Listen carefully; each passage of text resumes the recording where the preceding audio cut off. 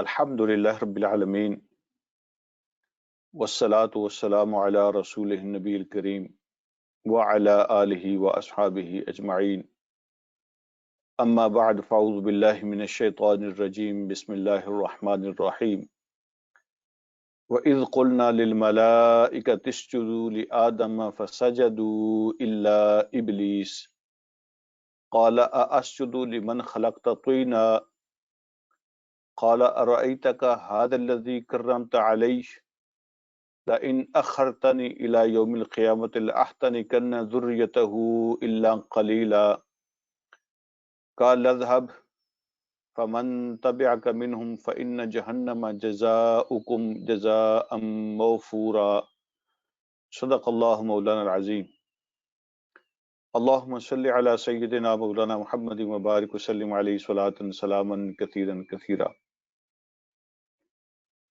قابل احترام، قابل عزت میرے بھائیوں، قابل احترام اسلامی مائیں اور بہنیں، السلام علیکم ورحمۃ اللہ وبرکاتہ۔ انشاءاللہ آج سورہ بنی اسرائیل کی آیت نمبر 61 سے ہمارا سبق سٹارٹ ہوگا، آیت نمبر 61۔ جس طرح میں ہر دفعہ یہ بات عرض کرتا ہوں کہ قرآن کا تو ہر حرف، ہر لفظ، ہر حصہ ہی بہت اہم ہوتا ہے، لیکن آج کا سبق بھی بہت اہم ہے۔ اس میں کئی ایک سوال جو ہمارے ذہنوں میں پیدا ہوتے رہتے ہیں وقت کے ساتھ ساتھ، تو ان کا جواب اللہ رب العالمین نے ہمیں عطا فرما دیا ہے۔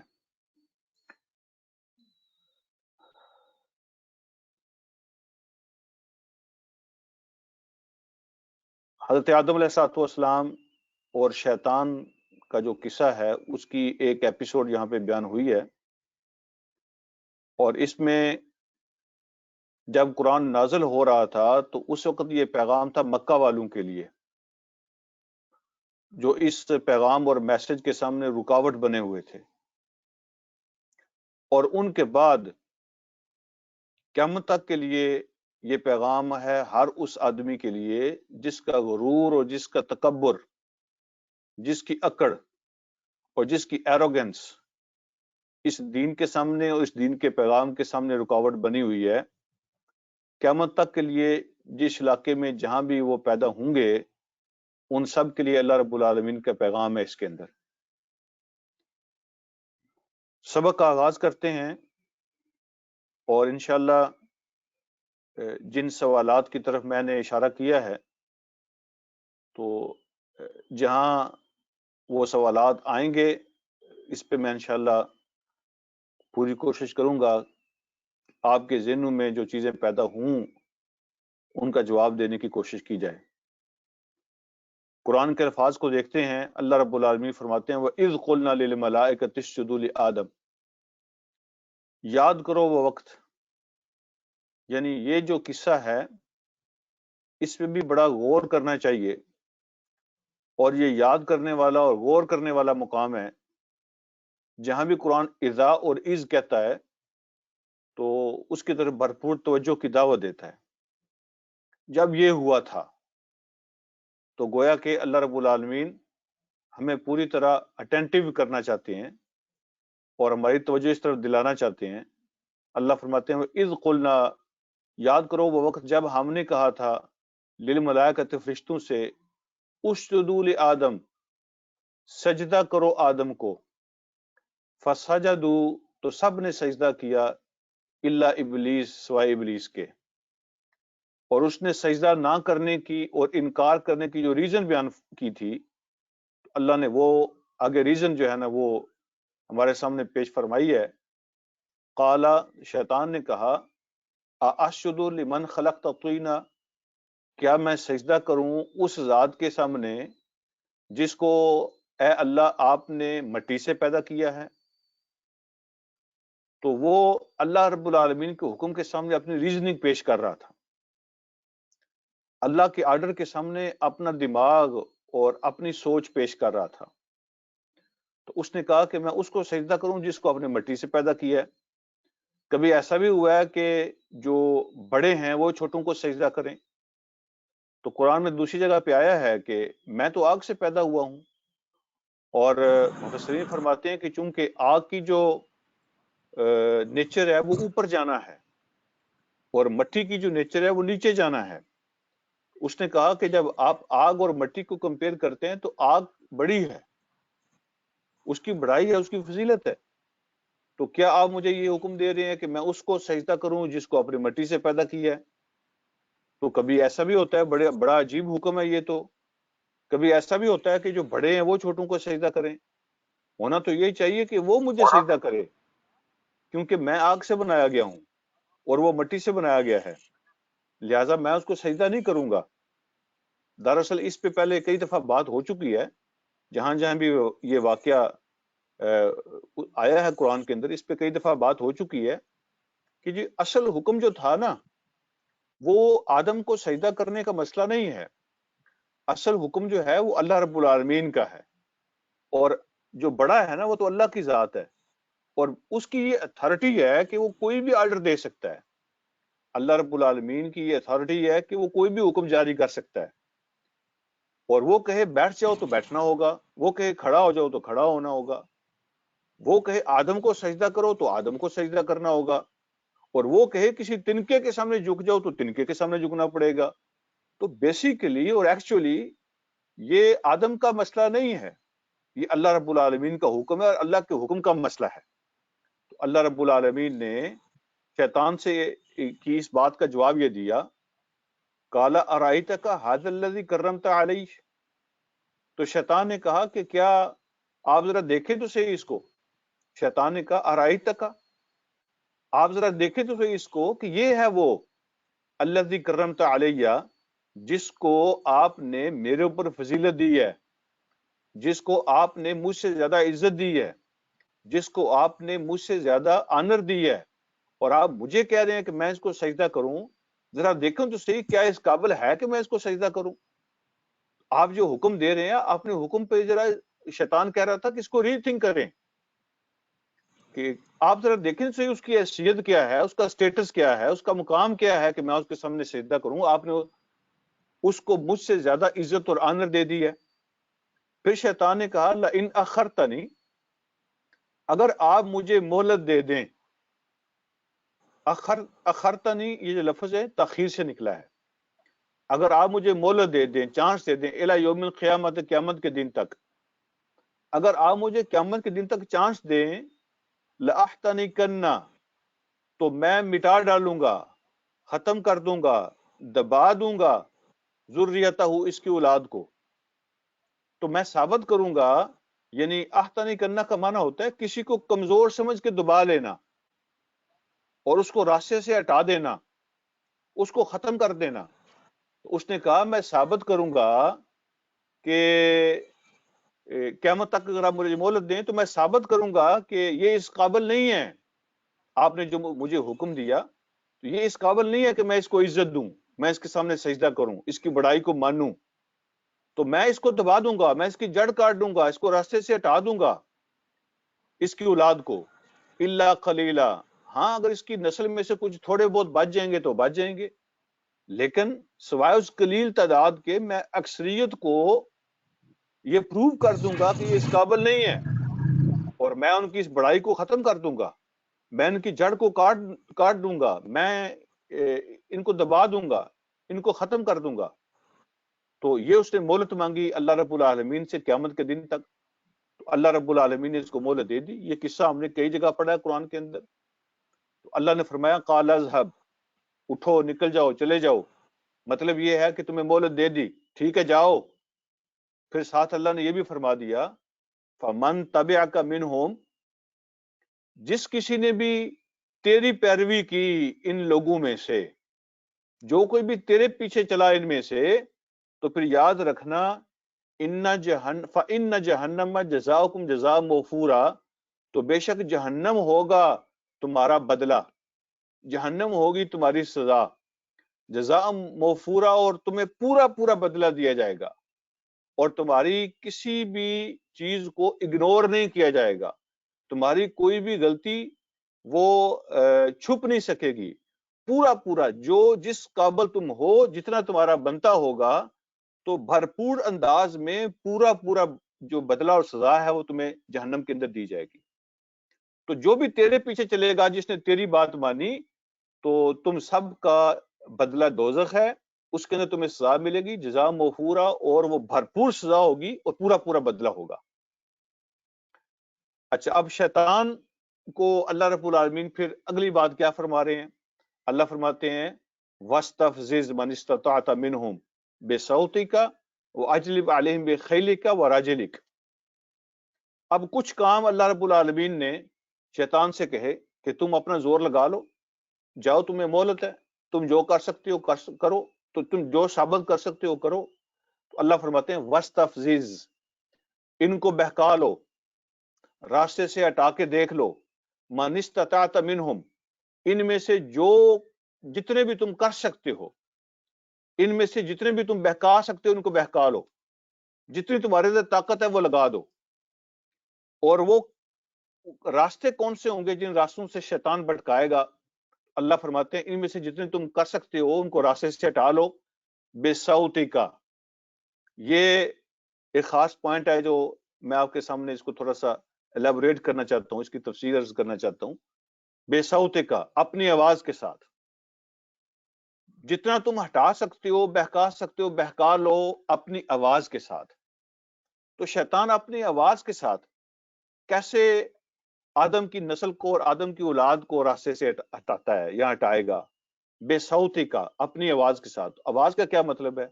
مطلب یہ ہے اپنی دعوت کے ساتھ، اپنی پکار کے ساتھ، اپنی بری باتوں کے ساتھ، بے حیائی کی باتوں کے ساتھ۔ یہ سارے شیطان کے ہتھیار ہیں۔ گندی شاعری، یہ بھی بے صوتی کے اندر آتی ہے۔ گندی گفتگو، یہ بھی بے صوتی کے اندر آتی ہے۔ اور جو شیطانی ساؤنڈ ہیں وہ بھی اس کے اندر آتے ہیں۔ وہ شیطانی سلوگن، شیطانی سارے سلوگن، وہ ایسے نعرے جن کے اندر فساد ہو، جن کے اندر برائی ہو، جن کے اندر گناہ کی دعوت ہو، وہ سارے سلوگن اس کے اندر آتے ہیں۔ وہ ساری شیطانی آئیڈیالوجی جس کے ذریعے سے اللہ کے راستے سے ہٹایا جائے اور شیطان کے راستے پہ چلایا جائے، وہ ساری آئیڈیالوجی اس کے اندر آتی ہے۔ وہ ساری فلسفی جس کے ذریعے سے دین سے لوگوں کو دور کیا جائے، وہ ساری فلسفی بھی اس کے اندر آتی ہے۔ یہ ساری چیزیں بے صوتی کے اندر آتی ہیں۔ تو اپنی آواز کو استعمال کرو، اپنے نعرے کو استعمال کرو، اپنی فلسفی کو استعمال کرو، آئیڈیالوجی کو استعمال کرو، گندی گفتگو کو استعمال کرو، گندی شاعری کو استعمال کرو، بے حیائی کی باتوں کو استعمال کرو، اور ان کو پکارو، ان کو بلاؤ، دعوت دو، ان کو جو کچھ تم کر سکتے ہو کرو۔ تو یہ اللہ رب العالمین کی مہربانی ہے کہ اللہ مجھے اور آپ کو بتا رہے ہیں کہ شیطان کے ہتھیار کون کون سے ہوں گے اور کس کس راستے سے شیطان اللہ سے دور کرتا ہے اور کرے گا۔ تو یہ ساری باتیں جو میں نے لسٹ آپ سے عرض کی ہے وہ سب شیطانی چالیں ہیں، وہ سب جو ہے نا وہ شیطان کے ہتھیار ہیں۔ چاہے وہ فلسفہ ہو، ایسا وہ ایسی آئیڈیالوجی ہو، وہ ایسے نعرے ہوں، وہ ایسے سلوگن ہوں، وہ ایسی گفتگو ہو، وہ ایسی شاعری ہو، وہ ایسی آوازیں ہوں، وہ ایسی باتیں، وہ ساری بے صوتی کے اندر آتی ہیں۔ اگلی بات اللہ رب العالمین فرماتے ہیں دوسرا طریقہ، وَأَجْلِبْ عَلَيْهِمْ بِخَيْلِكَ وَرَجْلِكَ، اور چڑھائی کرو ان کے اوپر، اٹیک کرو، حملہ کر دو ان کے اوپر، اپنے سواروں کے ساتھ بھی، خیل کا معنی ہوتا ہے نا گھوڑے، اپنے سواروں کے ساتھ بھی، وہ راجلی کا، اور اپنے پیادوں کے ساتھ بھی، یعنی پیدل جو تمہاری فورس ہے اس کو بھی استعمال کرو، سواریوں کو بھی استعمال کرو، اور پیدل جو فورس ہے تمہاری ان کو بھی استعمال کرو۔ تو یہ اس میں دنیا میں جہاں کہیں بھی مظلوم کے خلاف کوئی طاقت استعمال ہوگی، اس کی کوئی بھی فارم ہو، وہ سب شیطانی طاقت ہوگی، وہ سب شیطانی حربے ہوں گے۔ تو اللہ رب العالمین نے فرمایا وَأَجْلِبْ عَلَيْهِمْ بِخَيْلِكَ وَرَجِلِكَ، اور ان پہ اٹیک کرو اپنے سواروں کے ساتھ بھی اور اپنے پیادوں کے ساتھ بھی، اپنی یہ طاقت بھی استعمال کرو۔ تو اپنی آواز اور سلوگن اور نعرے اور آئیڈیالوجی اور فلسفی وہ بھی استعمال کرو، اور اپنی فزیکل فورس وہ بھی تم استعمال کرو جو تم کر سکتے ہو۔ تو ہر جگہ جہاں فساد پھیلانے کے لیے، لوگوں کو دین سے روکنے کے لیے، دین سے دور کرنے کے لیے طاقت استعمال کی جائے گی، وہ ساری طاقت بھی شیطانی طاقت ہوگی، اس کے پیچھے شیطان ہوگا۔ تو یہ اللہ رب العالمین نے ایک نشانی بیان کر دی ہے ایک ہمارے سامنے ایک چیک کرنے کے لیے اور جج کرنے کے لیے اللہ نے ہمیں ایک نشانی دے دی ہے. ہر وہ طاقت اور ہر وہ قوت اور ہر وہ سورس جو مظلوموں کے خلاف استعمال ہوگا، حق کی آواز کو دبانے کے لیے استعمال ہوگا، اللہ کے دین سے دور کرنے کے لیے استعمال ہوگا، تو وہ شیطانی فورسز ہوں گی، وہ شیطانی طاقت ہوں گی. تیسری بات اللہ رب العالمین نے فرمائی ہے وَشَارِكْهُمْ فِي الْأَمْوَالِ وَالْأَوْلَادِ، اور حصہ لے لو اپنا ان سے، شریک ہو جاؤ ان کے ساتھ مال کے اندر اور اولاد کے اندر. مال کے اندر شریک ہو جاؤ اور اولاد کے اندر شریک ہو جاؤ. یہ شیطان کا تیسرا ہتھیار ہے جو اللہ رب العالمین نے بیان فرمایا ہے. تو یہ بھی طریقہ آزما کے دیکھ لو کہ ان کے مالوں میں شریک ہو جاؤ اور ان کی اولاد میں شریک ہو جاؤ. تو اس کا کیا مطلب ہے؟ مالوں میں شریک ہونے کا مطلب یہ ہے کہ اپنے مال کو فضول کاموں میں خرچ کرنا اور فضول کام میں خرچ کر کے خوشی محسوس کرنا، یہ بھی شیطانی ہتھیار ہے. نیک کاموں میں جب خرچ کرنے کی باری آئے تو انسان کو تکلیف محسوس ہو، تو اس کے پیچھے بھی اس کا مطلب ہے شیطانی سوچ اور شیطانی انفلوئنس کے اندر یہ بندہ آیا ہوا ہے. اچھے کام میں خرچ کرنے کے لیے میں پنجابی کا ایک لفظ استعمال کرتا ہوں آپ کو بہتر انڈرسٹینڈنگ کے لیے، جس کو کہتے ہیں پنجابی میں کہتے ہیں دل نو مٹھی پریندی ہے. ایسے بندے کو تکلیف محسوس ہوتی ہے، وہ بوجھ محسوس کرتا ہے اور اس کو مشکل لگتا ہے اچھے کام کے اندر مال کو خرچ کرنا. فضول کاموں کے اندر، گناہ کے کاموں کے اندر، برائی اور بے حیائی کے کاموں کے اندر وہ ایسے دل کھول کے خرچ کرتا ہے، اس کو کوئی مسئلہ نہیں ہوتا اور کبھی اس کو تکلیف محسوس نہیں ہوئی. اس کا مطلب یہ ہے کہ یہ آدمی اور اس کی سوچ مکمل طور پر شیطان کی کنٹرول میں آ چکی ہے. یہ ہے مال کے اندر شیطان کی شرکت. اب اولاد کے اندر شیطان کی شرکت کیسے ہوتی ہے؟ یہ بھی بڑی سمجھنے والی بات ہے اور اس کو بھی غور سے سننا چاہیے. پہلی شرکت یہ ہے کہ خدا نخواستہ کسی کی اولاد حرام کی ہو تو اس کی اولاد کے اندر شیطان کی شرکت ہو گئی. یعنی جو قانون اللہ نے بنایا ہے اولاد پیدا کرنے کے لیے، کوئی بندہ اس قانون کو اوائڈ کرتا ہے اور اس کو فالو نہیں کرتا اولاد کو پیدا کرنے کے لیے، تو اس قانون کو جو فالو نہیں کرے گا اس کی اولاد حرام کی ہوتی ہے، اور جو حرام کی اولاد ہے وہ شیطان کا حصہ ہوتا ہے اس کے اندر. دوسرا طریقہ کیا ہوتا ہے؟ اولاد بھی حلال کی ہو اور قانون کو فالو کرتے ہوئے وہ اولاد پیدا کی گئی ہو، لیکن اس کو پالنے کے لیے، اولاد کو نرچر کرنے کے لیے حرام ذرائع استعمال کیے جائیں، حرام طریقے استعمال کیے جائیں، حرام کی روزی استعمال کی جائے. اس کا مطلب یہ ہوا کہ اس کی اولاد میں شیطان کا حصہ ہے. اچھا، پھر تیسرا جو ہے نا صورت اس کی یہ ہو سکتی ہے کہ اپنی اولاد کے اخلاق کو بگاڑنے کے لیے خود اس میں شامل ہو جائے. خود اس کی کوشش شامل ہوتی ہے اولاد کے اخلاق کو بگاڑنے کے لیے اور اس کو تباہ کرنے کے لیے. اس کا مطلب یہ ہے کہ اس نے اپنی اولاد کو شیطان کے سپرد کر دیا ہے. یا یہ ہے کہ وہ خود تو شامل نہیں ہوتا لیکن اولاد کی نیکی اور تربیت کے لیے اس کی کوئی دلچسپی نہیں ہوتی، وہ اس کو تباہ ہونے کے لیے چھوڑ دیتا ہے، اخلاق کو بگڑنے کے لیے چھوڑ دیتا ہے، نیکی کے راستے سے دور کرنے کے لیے اپنے بچوں کو چھوڑ دیتا ہے. کوئی فکر، کوئی سوچ، کوئی پلاننگ، کوئی منصوبہ بندی، کوئی کوشش اس میں شامل نہیں کرتا. تو اس نے گویا کہ اپنی اولاد میں سے شیطان کو حصہ دے دیا. اس کے علاوہ جو اگلی صورت ہو سکتی ہے وہ یہ ہے کہ اولاد کی تربیت اس کے ایجنڈے میں شامل نہ ہو. اولاد کی جو تربیت ہے، اس کے اخلاق کی جو فکر ہے اس کے ایجنڈے میں شامل ہی نہیں ہے، یہ کوئی کام ہی نہیں سمجھتا. یعنی اس کو فکر ہے کہ میرے بچوں کے شوز کیسے ہونے چاہیے، اس کو فکر ہے کہ میرے بچوں کے کپڑے کیسے ہونے چاہیے، میرے بچوں کے کھانے کیسے ہونے، ان کی رہائش کیسے، ان چیزوں کی فکر کرتا ہے. جو فزیکل مٹیریل ہے اس کی بڑی فکر ہے اس کو، لیکن جو اسپرچولیٹی ہے، اس کی جو روحانی خوراک اور غذا ہے، اس کی کوئی فکر اس کو نہیں ہے. اور کبھی وہ پریشان نہیں ہوا، کبھی اس نے اس پہ غور نہیں، وہ اس کے ایجنڈے میں شامل ہی نہیں ہے، اس کی زندگی میں شامل ہی یہ چیز نہیں ہے. تو گویا اس نے اپنی اولاد کو شیطان کے سپرد کر دیا ہے. تو یہ وہ طریقے ہیں جو شیطان کو اپنے مال اور اولاد میں شامل کرنے والی باتیں ہیں. تو اللہ رب العالمین نے یہاں پہ جو بیان کی ہے نا چیزیں، وہ 3 قسم کے اٹیک ہیں شیطان کے. چوتھا بھی آگے آ رہا ہے، تو یہ 4 ہیں. اللہ فرماتے ہیں وعیدہم، چوتھا جو طریقہ اللہ نے بیان کیا وعیدہم، اور ان کے ساتھ وعدے کرو، جھوٹے وعدے۔ میں سمجھنے کے لیے ان کا ترجمہ کر رہا ہوں اپنی زبان میں، وہ یہ ہے کہ ان کو سبز باغ دکھاؤ، سبز باغ دکھاتے رہو ان کو، جتنے سبز باغ دکھا سکتے ہو۔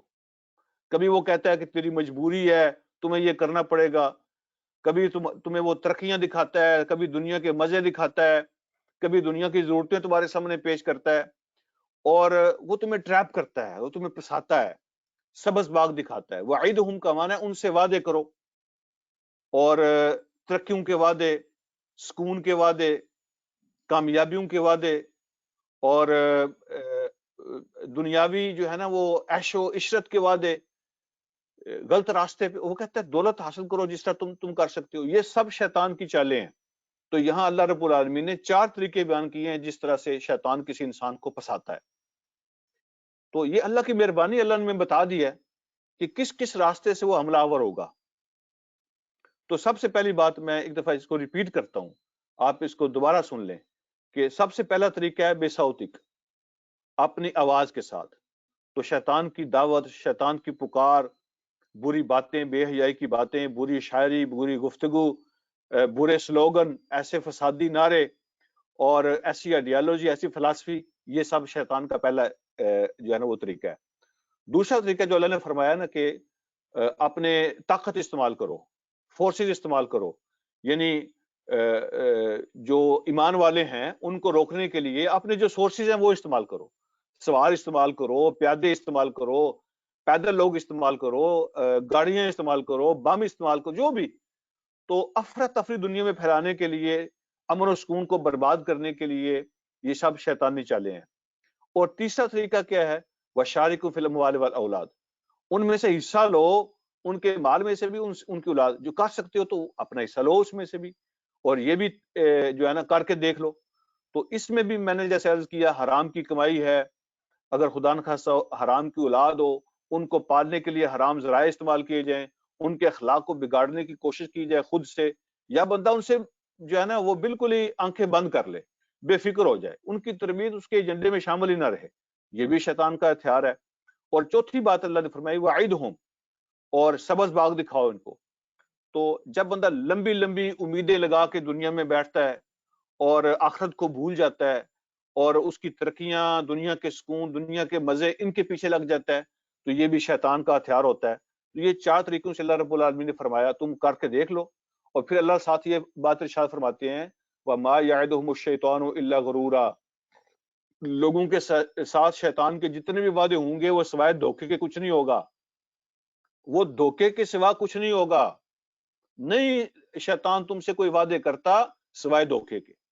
اس کی ساری جو خواب تمہیں دکھاتا ہے نا، وہ سارے جو سبز باغ تمہیں دکھاتا ہے، وہ ساری جو امیدیں تمہارے اندر پیدا کرتا ہے، وہ سوائے دھوکے کے کچھ نہیں ہے۔ وہ تمہیں ٹریپ کرتا ہے، تمہیں اس طریقے سے دھوکہ دیتا ہے۔ اللہ نے فرمایا کہ جو شیطانی وعدے ہیں وہ دھوکے کے سوا کچھ نہیں ہے۔ اور پھر ساتھ اللہ رب العالمین نے ایک اور اعلان بھی کیا، اور وہ اعلان یہ ہے ان عبادی لیس لک علیہم سلطان، بے شک جو میرے بندے ہوں گے، جو میرے بندے ہوں گے تو تیرا ان کے اوپر کوئی بس نہیں چلے گا۔ سلطان کا معنی ہوتا ہے زور، طاقت، ٹھیک ہے، اتھارٹی، اختیار۔ جو میرے بندے ہوں گے نہیں ہوگا تمہارے لیے ان کے خلاف کوئی اختیار اور اتھارٹی اور طاقت، ان کے خلاف تم استعمال نہیں کر سکتے، وہ تمہارے جانسے میں نہیں آئیں گے، ان کے خلاف تم کچھ نہیں کر سکتے جو میرے ہوں گے۔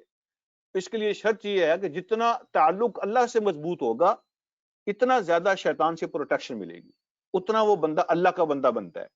تو فرمایا جو میرے بندے ہوں گے تیرا ان پہ کوئی بس نہیں چلے گا، تیرا ان پہ زور نہیں چلے گا۔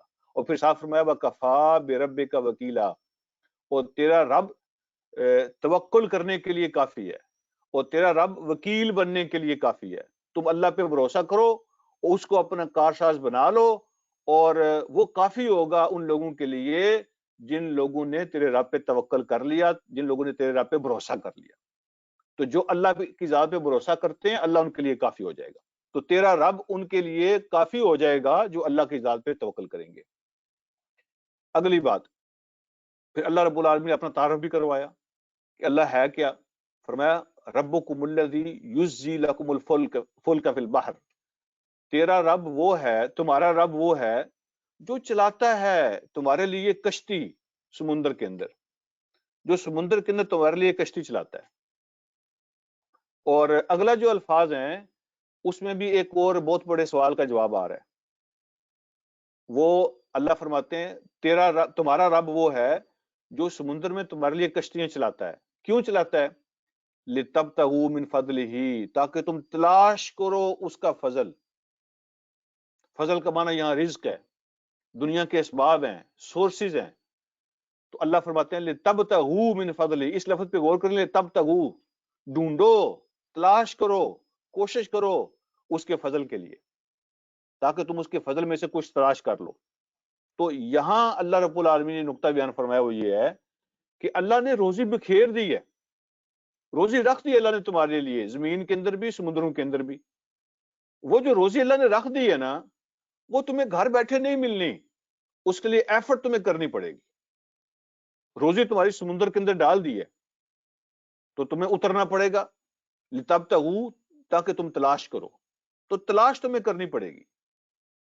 خزانے اللہ نے رکھ دی ہیں، دولت اللہ نے رکھ دی ہے، اب تلاش تم نے خود کرنی ہے۔ یہ جو لوگ کہتے ہیں نا کہ یہ جو کہا جاتا ہے کہ روزی اللہ کے ذمے ہے جی، تو پھر اس کا مطلب یہ ہے کہ ہم ہاتھ پہ ہاتھ رکھ کے بیٹھ جائیں اللہ کے ذمے؟ روزی اللہ کے ذمے ہے، لیکن اللہ نے یہ بھی ذمہ داری لگائی ہے کہ روزی میرے ذمے ہے، وہ فلاں فلاں جگہ پہ میں نے رکھ دی تمہارے لیے، اٹھو نکلو اور اس کو تلاش کرو۔ یہ ہے اصل کانسیپٹ جو روزی کے بارے میں اللہ رب العالمین نے دیا۔ تو اللہ فرماتے ہیں، بعض کا لوگ سمجھتے ہیں نا کہ یہ انجن کا کمال ہے، یہ ٹیکنالوجی کا کمال ہے، یہ اس شپ کا اور جہاز کا اور کشتی کا کمال ہے، اور کشتی کو چلانے والے کا کمال ہے کہ پانی کے اندر جناب وہ پانی کے اوپر تیر رہی ہے۔ یہ کسی ٹیکنالوجی کا کمال نہیں ہے، یہ کسی انجن اور مشین کا کمال نہیں ہے، یہ اللہ رب العالمین فرماتے ہیں یہ میں چلاتا ہوں تمہارے لیے، یہ تمہارا رب چلاتا ہے۔ اللہ نے سمندری پانی کو حکم دیا ہوا ہے کہ جب میرے بندے تمہارے اندر اترے تو ان کو راستے دینے ہیں، ان کو کوشش کرنے کا موقع دینا ہے۔ یہ اللہ رب العالمین نے حکم دیا ہوا ہے پانی کو، ورنہ پانی کے ساتھ کون مقابلہ کر سکتا ہے؟ کوئی نہیں کر سکتا۔ تو اللہ فرماتے ہیں یہ سب کچھ میں کرتا ہوں، یہ تمہاری ٹیکنالوجی نہیں کرتی ہے، یہ اللہ موقع دیتے ہیں انسانوں کو کہ وہ اپنے رزق کو تلاش کریں۔ انہو کان بکم رحیما، اور اس نے یہ کام کیوں کیا ہے؟ اس لیے کہ بے شک وہ تمہارے اوپر بہت مہربانی کرنے والا ہے۔ تو وہ مہربان ہے، اس لیے اس نے تمہیں موقع دیا ہوا ہے، سمندروں کے اندر نکلو، ورنہ یہ تمہارے کمال نہیں ہے۔ وہ آپ نے سنا ہوگا، ذہن میں ابھی آ رہا ہے، حضرت اکرمہ رضی اللہ تعالیٰ عنہ کا واقعہ، تو آپ نے کئی دفعہ سنا ہوگا پہلے۔ حضرت اکرمہ رضی اللہ تعالیٰ عنہ جو ہے نا، وہ بھاگ گئے تھے، نان مسلم تھے، یعنی مسلم ابھی اسلام قبول نہیں کیا تھا، تو وہ بھاگ گئے تھے، اور سمندری راستے سے کشتی میں بیٹھے نا، اور لوگ بھی تھے، تو طوفان آ گیا، تو سب لوگوں نے جو ہے نا وہ اپنے اپنے خداؤں کو پکارنا شروع کیا۔ اکرمہ بھی ان کے ساتھ جو ہے نا اپنے بتوں کو پکار رہے تھے۔ وہ جو کشتی والا تھا نا، اس نے کہا کہ یہ جو معاملہ ہے نا یہ تمہارے خداؤں کے اپروچ میں نہیں ہے، یہاں وہ کچھ نہیں کر سکتے، یہ ان کے بس کی بات نہیں ہے، یہاں تو جو سب سے بڑا خدا ہے نا اس کو پکارو گے تو شاید تمہارا کوئی کام بن جائے، یہ جو تمہارے خدا ہے نا یہ ان کے بس کی بات نہیں ہے۔ تو اس کی بات سنی نا تو حضرت اکرمہ کے دل پہ چوٹ لگی۔ انہوں نے کہا کہ محمد کے ساتھ صلی اللہ علیہ وسلم، ان کے ساتھ تمہارا جھگڑا ہی یہ ہے، وہ کہتے ہیں اس کو پکارو وہ ایک ہی ہے، ہم کہتے ہیں نہیں اور بھی ہیں، اگر باقی خدا کچھ نہیں کر سکتے تو پھر ہمارا ان کا جھگڑا کیا ہے؟ اور پھر دل میں ارادہ کر لیا کہ اگر میں آج کے طوفان سے بچ گیا نا، کنارے لگ گیا، تو میں محمد صلی اللہ علیہ وسلم کی بیعت کر لوں گا، ان کے ہاتھ پہ اسلام قبول کر لوں گا، ان کی بات کو مان لوں گا، اس لیے کہ پھر تو جھگڑا ہی ختم ہو جاتا ہے۔ اگر ہمارے خدا سمندر میں کچھ نہیں کر سکتے تو خشکی میں بھی کچھ نہیں کر سکتے۔ تو وہ جو کشتی والے کی بات ہے، اس بات نے دل پہ چوٹ لگائی اور آنکھیں کھول دی۔ کبھی کبھی ایسا ہوتا ہے، کوئی بات ہوتی ہے تو کلک ہو جاتی ہے۔ تو اللہ رب العالمین نے طوفان سے بچا لیا، تو حضرت اکرمہ مسلمان ہوئے، اللہ نے ان کے اسلام کے اندر اخلاص پیدا فرمایا، اور انہوں نے پھر وہ مخلص مسلمان ہوئے۔ تو کہنے کا مطلب یہ ہے کہ یہ اللہ ہے جو تمہاری کشتیوں کو، تمہارے جہازوں کو، تمہارے شپس کو چلاتا ہے، یہ تمہاری ٹیکنالوجی اور اس کا کمال نہیں ہے، نہ ہی تمہارے کسی اور خدا کا کمال ہے، یہ رب ایسا کرتا ہے۔ اگلی بات اللہ رب العالمین فرماتے ہیں وَإِذَا مَسَّكُمُ الضُّرُّ فِي الْبَحْرِ، اور جب سمندر میں کوئی مصیبت تمہیں آ کے پکڑ لیتی ہے، جب سمندر میں تمہیں کوئی مصیبت پکڑتی ہے، ضل من تدعون الا ایاہ، وہ سارے گم ہو جاتے ہیں، تم ان کو بھول جاتے ہو جن کو تم پکارتے ہو سوائے اس کے، سوائے اس کے، پھر سارے خدا پھر تمہیں بھول جاتے ہیں، پھر تمہارا جو دھیان ہے نا پھر اسی کی طرف جاتا ہے۔ جب سمندر میں کوئی مصیبت تمہیں آ کے پکڑتی ہے تو باقی پھر جن کو تم پکارتے ہو نا وہ سب بھول جاتے ہیں، تو پھر اسی کو تم پکارتے ہو جو اصل خدا ہے۔ تو ایسا ہی ہوتا ہے نا، عام زندگی میں بھی ایسا ہی ہوتا ہے، عام زندگی میں بھی ایسا ہی ہوتا ہے۔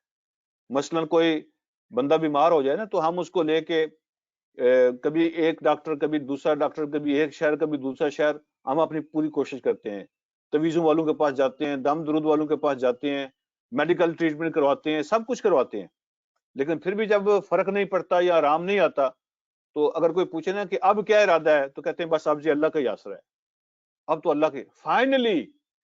فائنلی جب تم ہر طرف سے مایوس ہو جاتے ہو نا تو پھر تمہارے ذہن میں، تمہاری زبان پہ اسی کا نام آتا ہے۔ تو جب آخر میں وہی ہے تو پہلے سب سے وہ کیوں نہیں ہے؟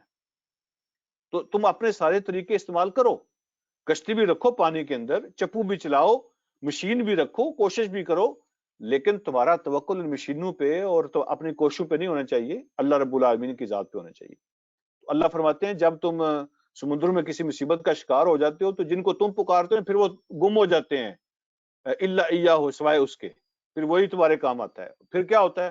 فلما نجاکم الی البر، پھر جب وہ تمہیں بچا کے نجات دے کے تمہیں خشکی پہ لے آتا ہے، تم پھر تم منہ پھیر جاتے ہو، منہ موڑ لیتے ہو اس سے۔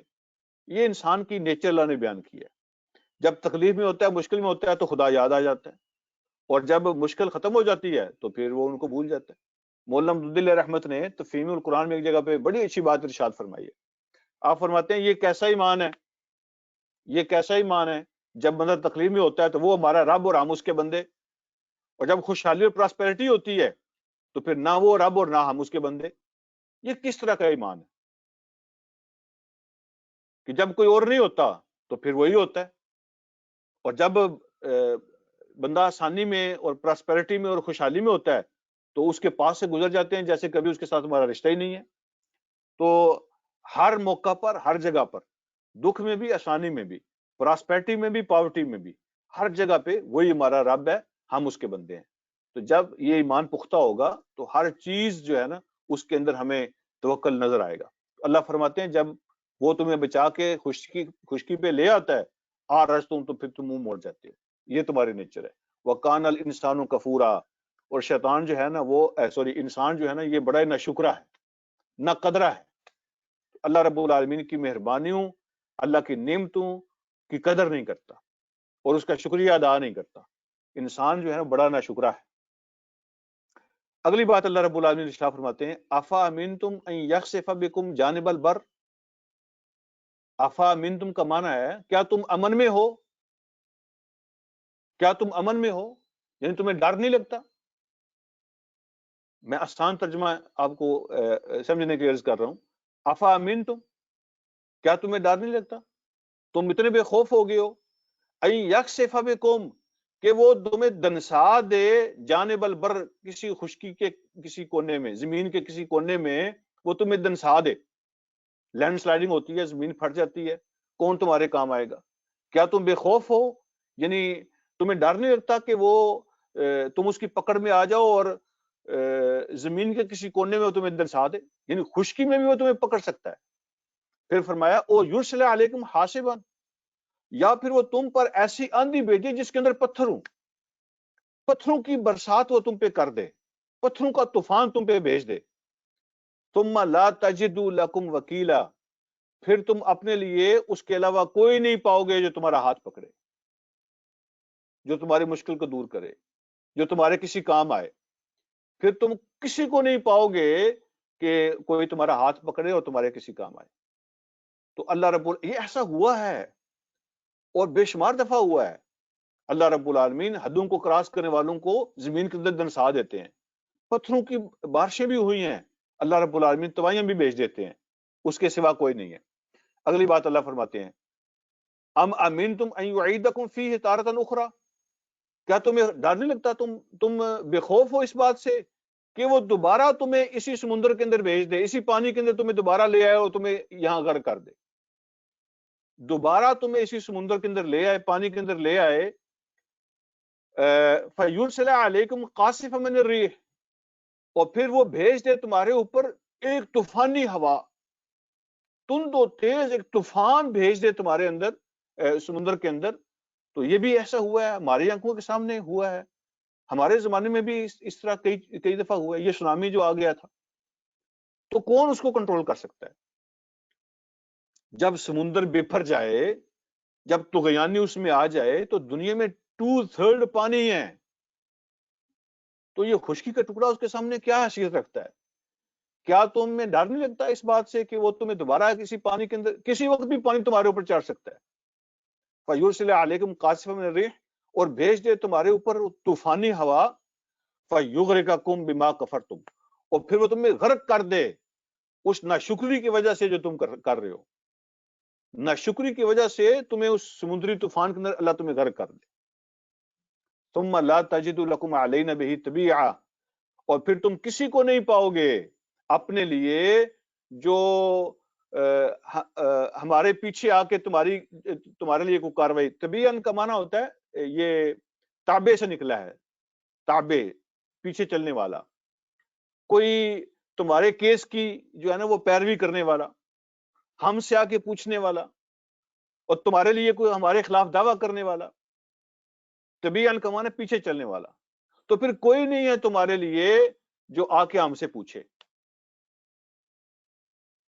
اور ہمارا احتساب کر سکے، تمہارے کیس کی پیروی کر سکے۔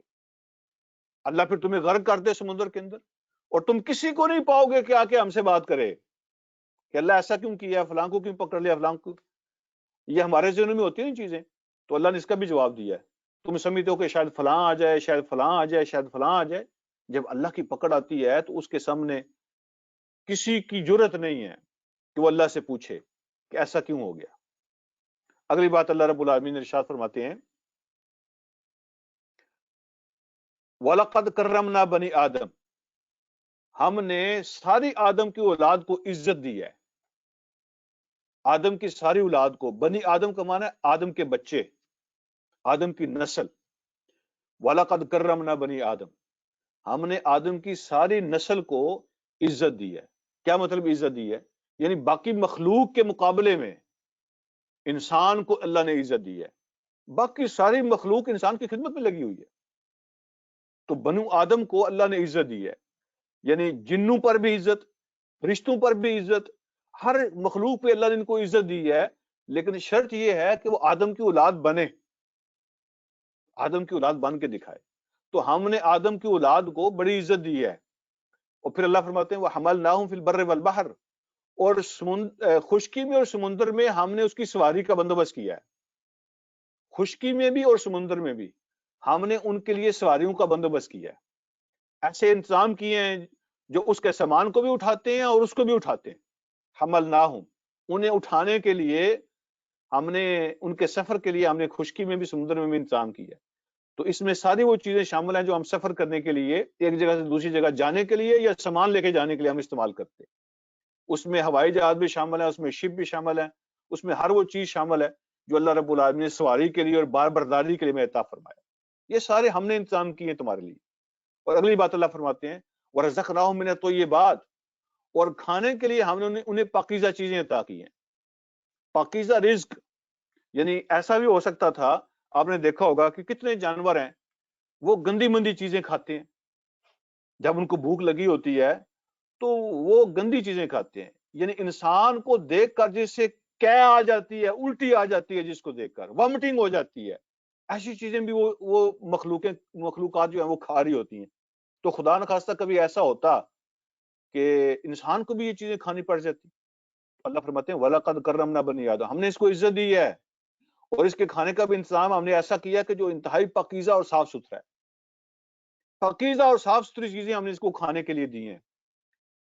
اور اگلی بات وَفَضَّلْنَاهُمْ عَلَىٰ كَثِيرٍ مِّمَّنْ خَلَقْنَا تَفْضِيلًا، اور اپنی مخلوق میں سے ہم نے بہت ساری مخلوقات پر اس کو فضیلت دی ہے. یہ بھی جو آخری نقطہ ہے نا، آخری جو لفظ ہیں، یہ بھی سمجھنے والے ہیں. تو یہاں بھی ایک پوائنٹ میں آپ سے شیئر کرتا ہوں. اللہ فرماتے ہیں وَفَضَّلْنَاهُمْ، اور ہم نے آدم کی اولاد کو فضیلت دی ہے، عَلَىٰ كَثِيرٍ، بہت ساروں پر، ممن خلقنا، جن کو ہم نے پیدا کیا، بہت ساروں پر جن کو ہم نے پیدا کیا ہے نا، ہم نے آدم کی اولاد کو فضیلت دی ہے، تفضیلاً، بڑی فضیلت، بہت فضیلت ہم نے دی ہے. تو سوال پیدا ہوتا ہے، اچھا اللہ فرما رہے ہیں کہ بہت ساری مخلوقات پر فضیلت دی ہے، سب پر نہیں، یعنی سب پر نہیں، اللہ کہہ رہے ہیں بہت ساری مخلوقات پر. اس کا مطلب یہ ہے کہ کچھ مخلوق ایسی بھی ہے کوئی جو انسان سے افضل ہے. اللہ تو یہاں یہ کہہ رہے ہیں نا کہ ہم نے بہت ساری مخلوقات پر تمہیں فضیلت دی ہے. تو بہت ساری فرمایا نا، اس کا مطلب ہے کچھ تو ایسی ہوگی نا جو انسان سے افضل ہے. کیا اس کا یہ مطلب ہے؟ اس کا یہ مطلب نہیں ہے. اس کا مطلب اور ہے.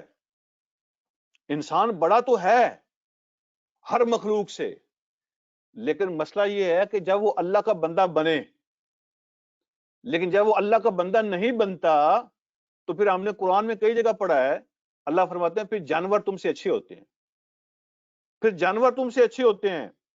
یعنی جب تم رب کے نہیں نہ رہتے، جب تم رب کے نہیں رہتے تو پھر جانور تم سے بہتر ہو جاتے ہیں. یہ ہے اس آیت کا مطلب. ہم نے بہت ساری مخلوقات پر تمہیں فضیلت دی ہے، تو جو باقی جو لوگ رہ جاتے ہیں نا، جو بہت ساری مخلوقات سے کم ہیں، اس کا مطلب یہ ہے کہ وہ رب کے نہیں رہتے، وہ اللہ کے نہیں بنتے، اس لیے جانور ان سے اچھے ہو جاتے ہیں. تو اللہ نے خود قرآن میں بیان فرمایا نا کہ اولئک کالانعام بل ہم اضل، یہ جو ہے نا، یہ کفر کرتے ہیں، جو نافرمانی کرتے ہیں، یہ تو جانوروں کی طرح ہیں، اور بلکہ جانوروں سے بھی نیچے اور گئے گزرے ہیں، جانوروں سے بھی نیچے ہیں. تو وہ مخلوق ان سے اچھی ہو جاتی ہے. تو اصل جو قیمت ہے وہ تمہاری باڈی کی نہیں ہے، تمہارے فزیکل سٹرکچر کی نہیں ہے کہ تم ایک انسان ہو اس لیے بڑے ہو. اصل قیمت تمہاری سوچ کی ہے. اصل جو ویلیو ہے وہ تمہاری سوچ کی ہے، تمہارے نظریے کی ہے، تمہاری فکر کی قیمت ہے. اگر تمہاری سوچ ٹھیک ہے تو تم فرشتوں سے بھی بہتر ہو، ہر مخلوق سے بڑے ہو. اور اگر تمہاری سوچ ٹھیک نہیں ہے تو تم کتے اور خنزیروں سے بھی نیچے ہو، جانوروں سے بھی نیچے ہو. تو یہ مطلب ہے اس آیت کا کہ ہم نے تو اس کو فضیلت دی ہے، لیکن جب یہ ہمارا بنے تو. وہ حضرت عمر رضی اللہ تعالیٰ عنہ کی ایک روایت ہے، اس میں بھی اس بات پہ روشنی پڑتی ہے.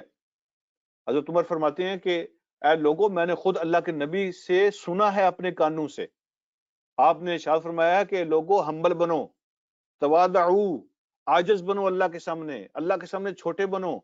جب تم اللہ کے سامنے چھوٹے بنو گے، عاجز بنو گے، تو اللہ تمہیں اونچا کر دیں گے.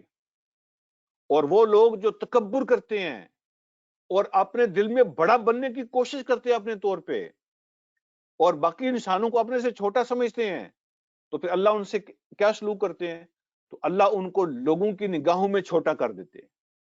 حتی لو اہون علیہ من کلب او خنزیر، روایت کے الفاظ ہیں، یہاں تک کہ وہ لوگوں کی نظروں میں کتے اور خنزیر سے بھی ہلکے ہو جاتے ہیں. جب تم اللہ کے بنو گے تو تم سب سے اعلیٰ ہو، لیکن جب تم اللہ کے بنو گے نہیں تو پھر تمہاری کوئی فضیلت نہیں ہے، تمہاری کوئی فضیلت. یہ تمہارے محلات، تمہارے گاڑیاں، تمہارے بزنس، تمہاری فزیکل سٹرکچر جو ہے نا، یہ اس کی ویلیو نہیں ہے. اصل ویلیو تمہارے اندر جو چیز ہے، تمہارے دل کے اندر، تمہارے دماغ، اس کی ویلیو ہے. اگر تمہاری سوچ اور فکر ٹھیک ہے تو تم سب سے اعلیٰ ہو، اور اگر تمہاری سوچ فکر ٹھیک نہیں ہے تو تم جانوروں سے بھی گھٹیا ہو جاؤ گے. تو یہ آج کا سبق تھا. اللہ مجھے اور آپ کو سمجھنے کی عمل کی توفیق عطا فرمائے.